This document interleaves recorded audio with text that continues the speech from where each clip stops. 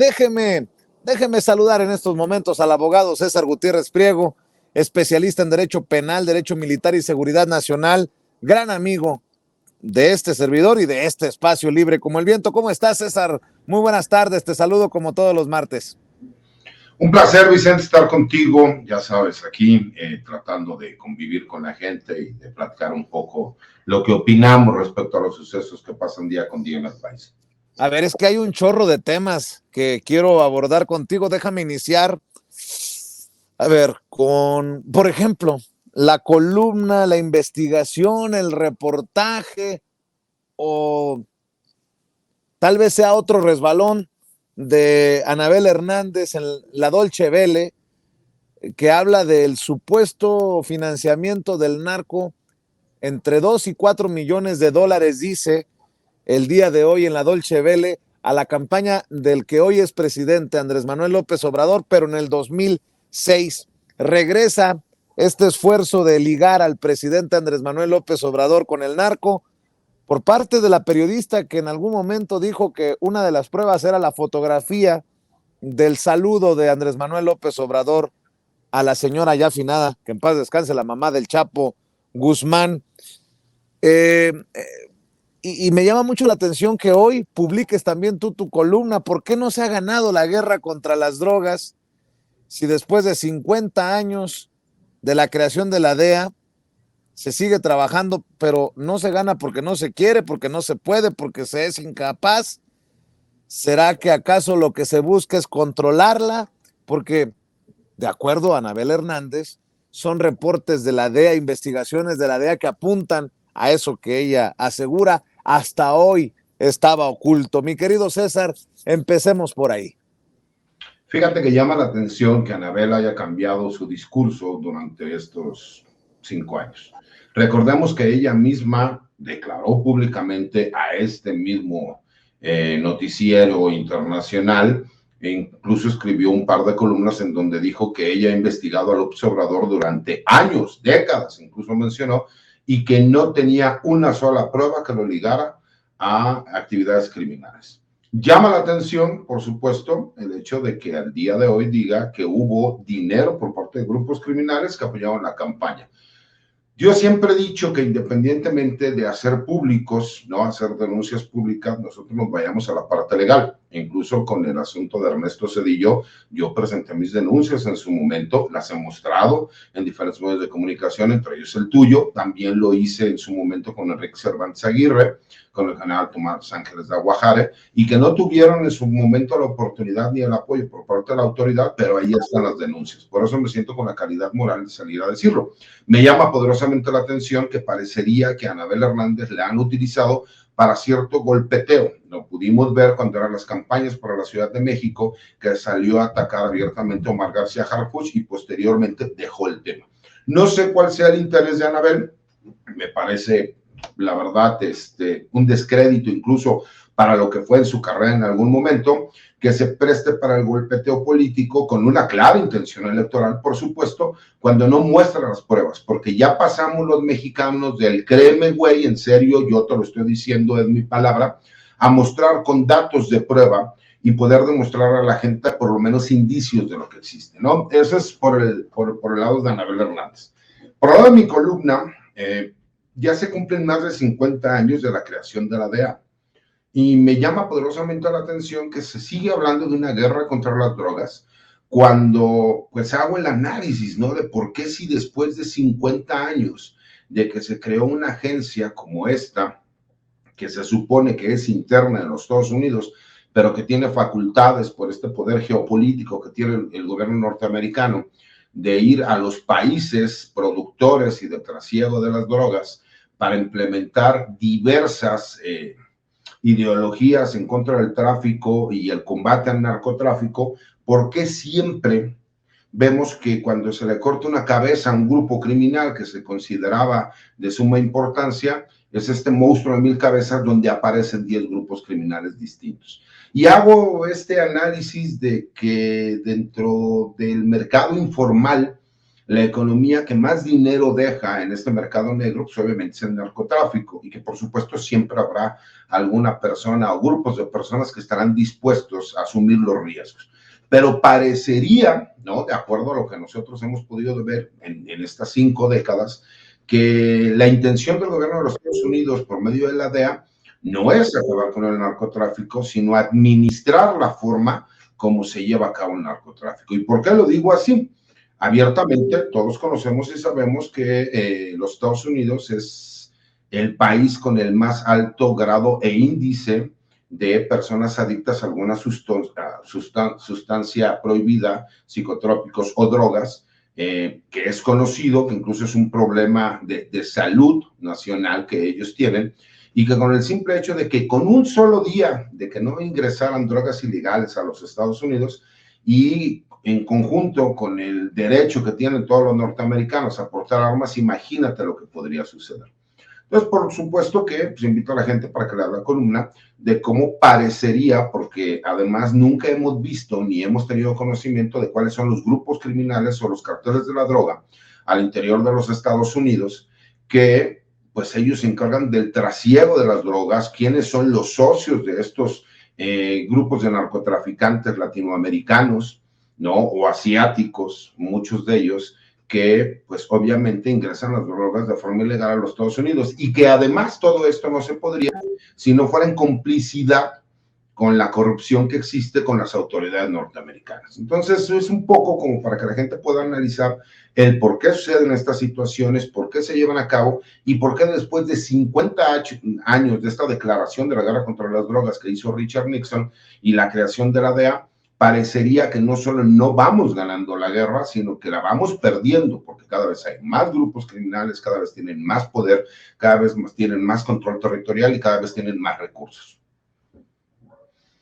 A ver, ya que estamos hablando de autoridades, ¿cómo ves las declaraciones? Y seguro estoy que hasta escupiste el café, si es que estabas tomando café o la chela o lo que haya sido, César, del gobernador de Guanajuato, que sigue defendiendo a Carlos Zamarripa y dice que es el mejor fiscal del país, dice Diego Sinué Rodríguez, el gobernador de Guanajuato, cuando hasta el presidente ha pedido que se vaya, que se ha convertido en el fiscal, en el eterno fiscal allá en un Guanajuato dañado por la violencia, de hecho, con algunas de las ciudades en la lista de las más violentas del mundo, César.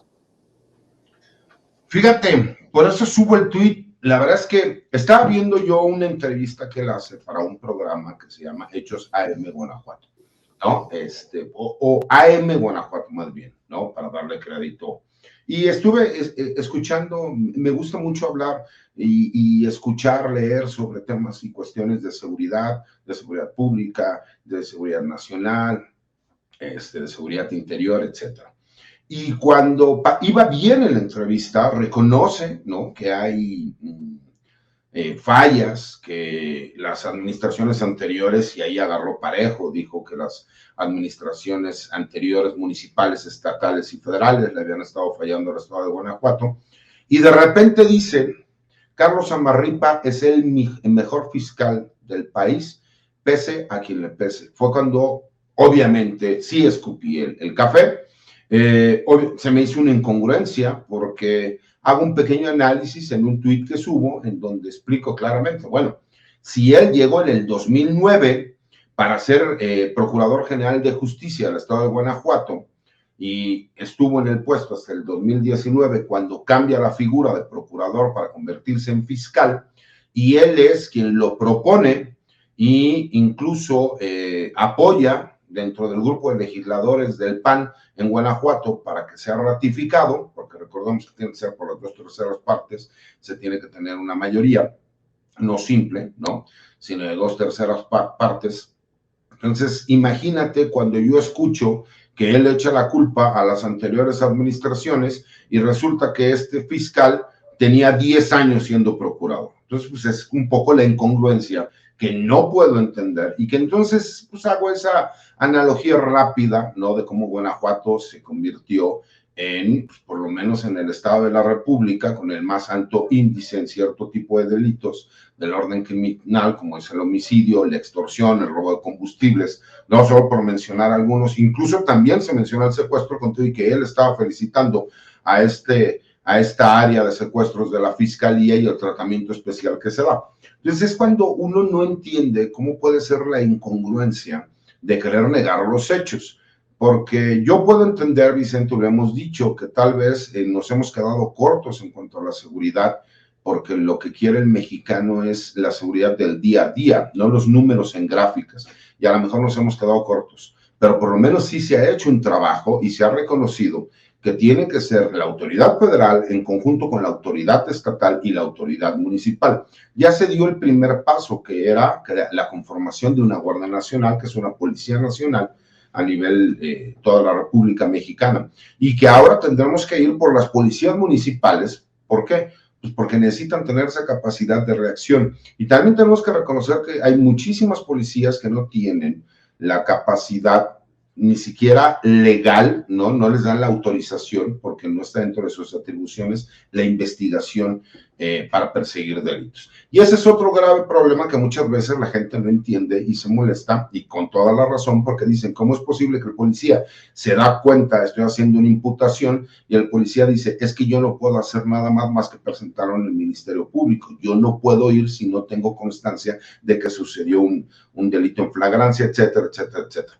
Todo ese tipo de cosas creo que serían muy importantes cuando vemos que los medios corporativos a nivel nacional no tocan ni con el pétalo de una rosa a este poderosísimo fiscal, que yo también le diría, ¿no? A Diego Sinue, que pues para los logros que quiere presumir de Carlos Amarripa, pues también estaríamos ahí poniendo al fiscal del estado de Morelos, ¿no? Porque pues parecería que pelean, ¿no? Esa situación. Y otro problema muy grave que hemos tenido, Vicente, es cuando se crearon las fiscalías independientes con la intención de que los fiscales realmente tuvieran la independencia para la investigación y persecución de los delitos, no nos dimos cuenta que lo que hicimos fue crear pequeños virreyes que podían hacer lo que quisieran, como quisieran, y que además tenían la impunidad de que no importa lo que pase, ellos serán intocables. Ejemplo claro, pues los hemos visto con este fiscal y con el fiscal de Morelos. Entonces, creo que queda para el análisis el que podamos ver cómo no nos dejemos ir por las épocas electorales. Para mí, un estado tan rico, con gente tan trabajadora como el estado de Guanajuato, no merece tener a un gobernador como Diego Sinue y muchísimo menos a un fiscal como Carlos Amarripa, con todo y que ha recibido mensajes y amenazas y mentadas de madre.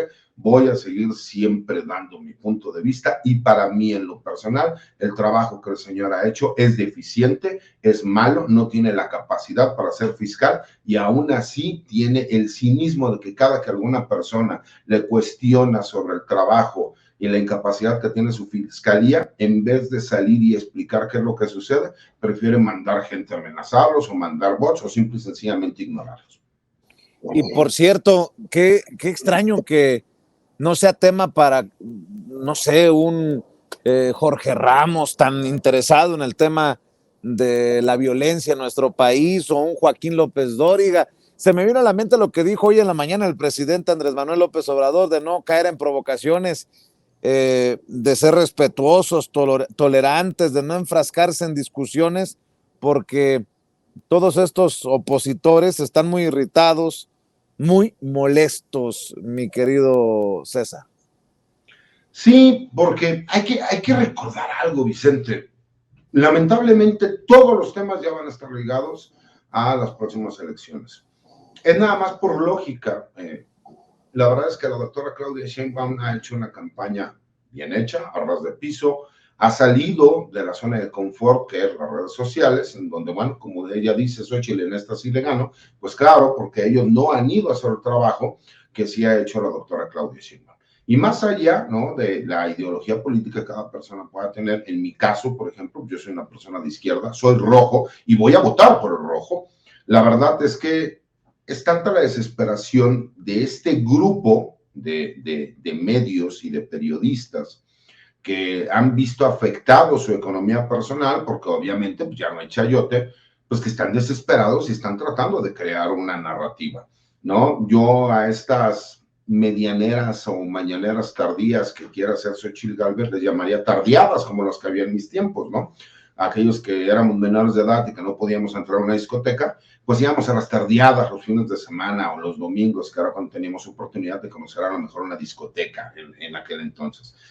Cuando tú ves la desesperación de estos medios, y lo hemos tocado ya en este espacio, Vicente, de que cada vez iban a traer un nado sincronizado respecto a ciertos temas que iban a querer poner en la discusión pública y que serían retomados por la candidata para ella tratar de decir, yo sí tengo la solución, pues no nos equivocamos, lo estamos viendo en el día a día. Y es lamentable que veamos voces como la misma Anabel Hernández que sale a decir sin ningún sustento legal algo que ella misma se contradice cuando dice, yo he investigado por décadas a López Obrador y no he encontrado un solo indicio de que sea una persona corrupta. Y ahora que venga a decir que supuestamente tiene una investigación con datos que puede probar que hubo dinero de grupos criminales en su campaña, pues entonces que presente las denuncias, que presente las pruebas, ¿no? Creo que sería muy importante. Yo sí he sacado muchas pruebas en contra de Ernesto Zedillo, porque no faltará quien preguntará. Lo he hecho público, lo pueden checar en mi Twitter, en donde saco, ¿no?, ciertos informes de la Quinta Región Militar, en donde se liga a Líbano Sáenz, quien era su secretario particular, y que claramente recibe dinero de acuerdo a esta información del extinto grupo de información de la Quinta Región Militar, llamado Carrillo Fuentes, conocido como el Señor de los Cielos, para apoyar la campaña del candidato del PRI a la presidencia de la República, Ernesto Zedillo Ponce de León. Y ahí están los datos y ahí están las pruebas, mi querido Vicente.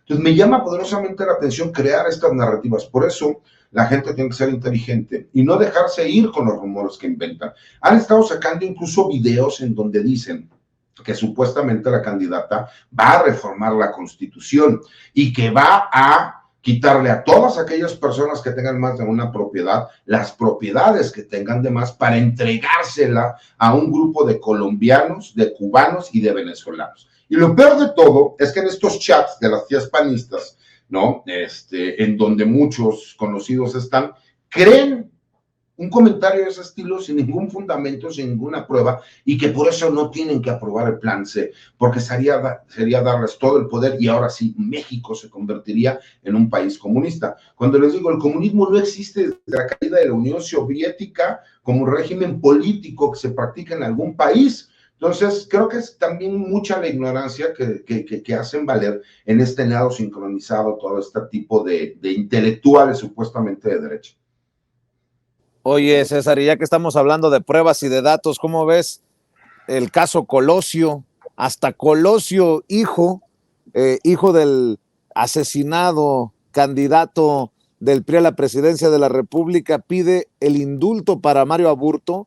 El presidente dice que no lo puede dar porque fue un crimen de Estado y que va hasta las últimas consecuencias. La fiscalía señala un segundo tirador, exagente del CISEN, protegido en su momento por Genaro García Luna. Hasta en la sopa tenemos a Genaro García Luna. ¿Cómo ves este caso? Mira, Vicente, entiendo la frustración que debe tener Luis Donaldo Colosio, hijo. Por supuesto, porque queramos o no, pues él siempre es relacionado con la figura del señor padre, y lo entiendo sobremanera porque a mí me pasa en algunos casos, ¿no?, que forzosamente mi nombre está ligado al de mi señor padre. Yo amé y admiré mucho a mi padre y por eso todos los días doy la lucha por él. Me imagino que en su caso debió haber tenido un cariño también muy fuerte por su señor padre, que además no sabemos si iba a cambiar la historia de este país o no, pero lo que sucedió es un magnicidio y todos lo conocemos y todos lo sabemos. Tiene lógica lo que dice la Fiscalía General de la República, porque todos sabemos que hubo 2 disparos, cuando menos, en contra del candidato, de armas de calibre distintos, y resulta que nada más había un tirador. Pues por supuesto que no tiene lógica. 2, recuerdo que hay una periodista en redes sociales, no quiero faltarle respeto, pero no recuerdo ahorita su nombre, que Laura Sánchez Ley, seguramente te refieres a ella. Exactamente, es ella. Y que ella lo ha dicho esto desde hace muchos años, ¿no?, que hubo un segundo tirador, que este tirador era el CISEN, que fue un crimen de Estado, que fue protegido. Por supuesto que todas las personas que queremos y que soñamos con que exista justicia en nuestro país, nos encantaría ver resultados. Pero también entiendo la desesperación que pueda tener un personaje como Luis Donaldo Colosio, hijo, donde debe ser muy desgastante para él que cada 6 años, ¿no?, se maneja nuevamente la hipótesis de reabrir el caso de su señor padre. Me parece que ha tenido que trabajar mucho y más allá de la ideología política que él tenga y que pertenezca a un movimiento ciudadano, me parece que él ha trabajado mucho en lo personal para perdonar a todas las personas que tuvieron que ver con el homicidio del señor padre, porque pues, yo como ciudadano mexicano, lo que me imagino es que quien era presidente de la República en aquel entonces, Carlos Salinas de Gortari, pues tuvo que ver con el homicidio del candidato. Y por supuesto que también me hace pensar que quien termina siendo presidente de la República, que es Ernesto Zedillo Ponce de León, tuvo que ver también en esta conspiración para asesinar al candidato. Y Mario Fabio Beltrones, y Líbano Sáenz, y todo este grupo de personajes que curiosamente formaban parte del equipo de campaña de Luis Donaldo Colosio y que no fueron exactamente cuando sucedieron los hechos por motivos inexplicables. Esto te demostraría que el único que no se enteró es como en las mafias, ¿no?, al que iban a matar, y que obviamente la traición viene por medio, pues, de la gente cercana. No solo me parece muy interesante lo que es un despropósito, y te lo digo con mucho respeto, no es posible que la Fiscalía General de la República nos enteráramos de este hecho porque le negaron a la Fiscalía General de la República nuevamente, parecería que estamos hablando de un refrito, pero no. Nuevamente la Fiscalía General de la República no tuvo la capacidad para demostrar por medio de elementos de prueba a un juez federal que quería solicitar una orden de aprehensión en contra de un personaje que participó, de acuerdo a los datos de prueba que ellos tienen, en el asesinato, en el magnicidio de quien fuera el candidato a la presidencia de México en 1994. Entonces, me parece que sí deberíamos llegar a la verdad.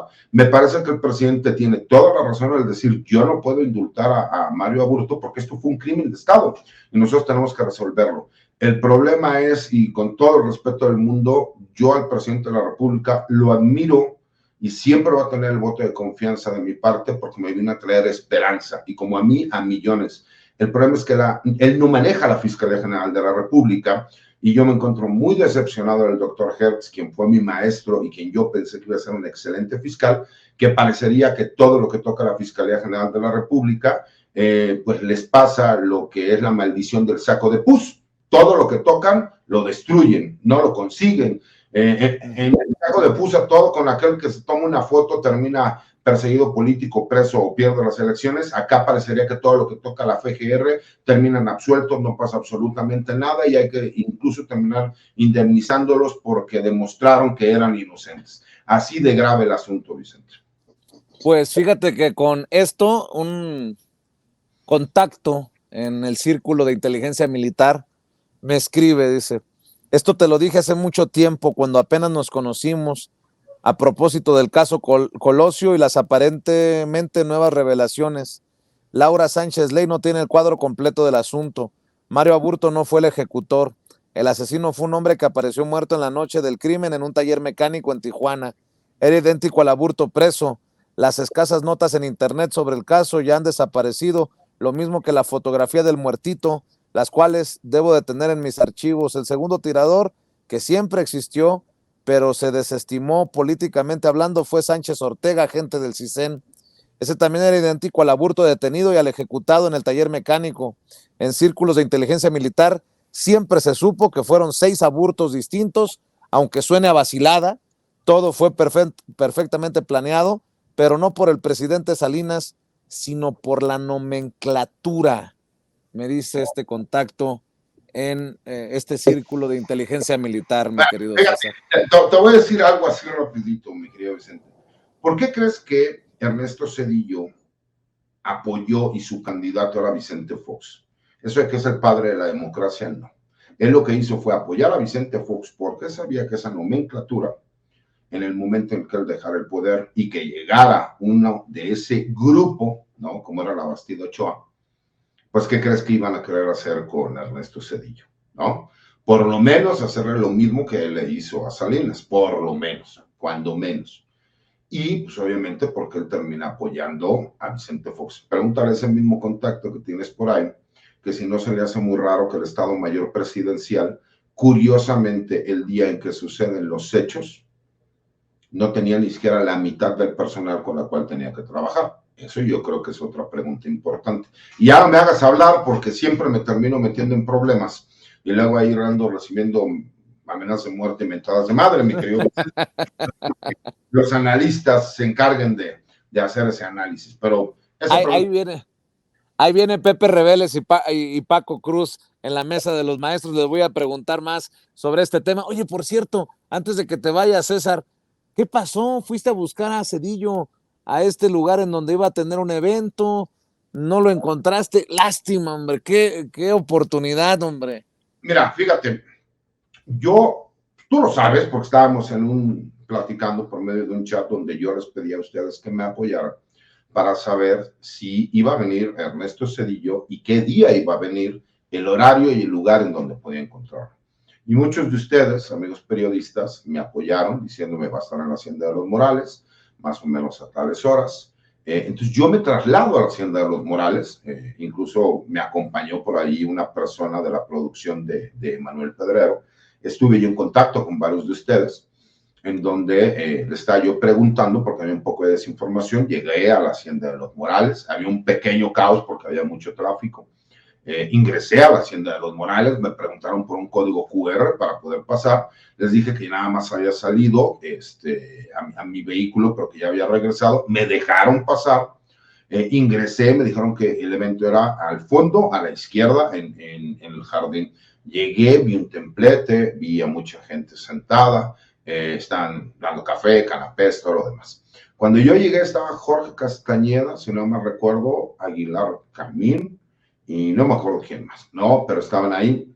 Y alguien por ahí me puse yo a buscar y no los veía presencialmente. Me mandan de repente una captura de pantalla en donde me dicen que Ernesto Zedillo no se encuentra presencialmente ahí y que lo iban a hacer por medio de una videoconferencia en vivo desde la torre de Actinver en Santa Fe. Entonces yo me salgo para quererme ir a Santa Fe, me subo al vehículo, tardó un poco en llegar, había mucho tráfico, y cuando ya voy camino hacia Santa Fe, y ya sabes el tráfico que hay en nuestra Ciudad de México, una persona que se encontraba dentro me dijo, mi César, vente cabrón, está aquí. Dice, el problema es que para ingresar, dice, no es, o sea, estamos en la Hacienda de los Morales, pero estamos en un salón privado, entrando del lado izquierdo. La verdad es que me dijo el nombre del salón, pero te mentiría. En lo que yo trato de regresar, y con todo este tráfico que se organizó, ya no voy a dejar el carro en la Hacienda de los Morales porque está muy complicado el acceso y lo dejo en un Costco que está como a 3 o 4 cuadras. Y entonces me bajo con unos documentos, un folder que yo traía en la mano y mi teléfono celular, porque yo lo que quería era confrontar personalmente a Ernesto Zedillo, porque los hombres cuando confrontan, mi querido Vicente, lo hacen de frente, en persona. No se mandan mensajes, no dicen entrevistas, no, de frente. A ver, aquí están los informes de inteligencia militar y aquí está este audio, escúchelo. Niégueme que lo que yo he dicho y lo que he dicho de su familia y de la gente cercana a usted es falso. Yo cuando llego, incluso tú viste el video que todo el mundo ha visto en las redes cuando Zedillo se va, yo se lo mando a Manuel. ¿Por qué? Porque ya no tuve la oportunidad de poder confrontarlo personalmente. Y a lo mejor yo hubiera podido gritar, hacer o decir, yo hubiera sido querer llamar la atención, porque la realidad, Vicente, es que los reclamos se hacen de frente, los hombres hacemos los reclamos de frente, y yo quería que él de frente me negara el hecho de lo que yo he dicho siempre públicamente y que escuchara ese audio y que me dijera, ¿es o no es la voz? ¿No? Pero bueno, no tuve la oportunidad, yo creo que Dios me dará la oportunidad de hacerlo nuevamente, y si no, alguno de mis hijos tendrá que irlo preparando, mi querido Vicente, pero algún día, por lo menos yo quiero que él en la cara escuche y me vea y que diga que no es cierto. ¿Audio de quién, mi querido César? ¿De qué? Es un audio de un familiar cercano de él hablando con Adán Amezcua, ¿no? Entonces, mucha gente me dice, ¿y por qué no los hace públicos? Pues bueno, yo no soy tonto. ¿Tú crees que yo sigo vivo? ¿Por qué, mi querido Vicente? Pues porque existen esos audios, ¿no? Yo creo que el día que se filtran realmente, imagínate lo que pueda pasar. Y yo puedo tomar decisiones por mí, ¿no? Y yo sí estoy dispuesto a morirme por limpiar el nombre de mi señor padre. Creo que incluso sería uno de los más grandes honores que podría tener un hijo, dar la vida por limpiar la memoria de su padre. Pero yo no puedo ir a hacer lo mismo y poner en riesgo a mi madre y a mis hijos, porque las amenazas han sido duras. Mucha gente me pregunta que por qué no he terminado de escribir mi libro. Mi querido Vicente, hay cientos de personajes que siguen estando en la política, que tuvieron que ver con todas estas movidas, con todas estas chuecuras, que tuvieron que ver todo. Incluso hay uno de ellos en Sonora que ahora va a ser senador, ¿no? Entonces, bueno, algún día sacaremos por ahí lo que tenemos en la causa penal de mi señor padre, nada más para que quede claro, pero hay muchísimos personajes que siguen por ahí, multimillonarios, ricos, con mucho poder. Si acabamos de ver que un tipo como García Luna, resulta que tenía décadas encargándose de todo este tipo de trabajos sucios en el país, imagínate cuántos más que yo sé que existen, por ahí siguen. Pues sí, tienes toda la razón, mi querido César. Como siempre, gracias por la confianza, gracias por la generosidad y gracias por tu valentía. Ya sabes que te admiramos, te queremos, te respetamos y cerremos invitando a la audiencia de Sin Censura a tus redes sociales, querido César. Claro que sí, Vicente. Mira mi Twitter, que es lo que manejo yo personalmente, ahora X, que es @CésarGutipi.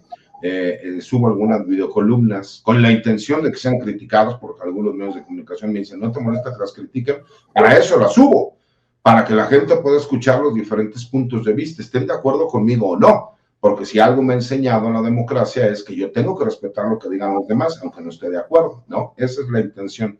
Y pues, obviamente todos los martes escribo una columna de opinión en La Silla Rota. Los jueves subo una videocolumna al blog de información militar y seguridad nacional Campo Marte. Y todos los martes aquí en Sin Censura con mi buen amigo Vicente Serrano y con la familia, esta gran familia que somos en Sin Censura. Te mando un abrazo, César. Saludos a la familia. Cuídate mucho. Igualmente, mi querido Vicente, saludos a todos por allá. Claro que sí, un abrazo. El querido abogado César Gutiérrez Priego, hablando con nosotros sin censura.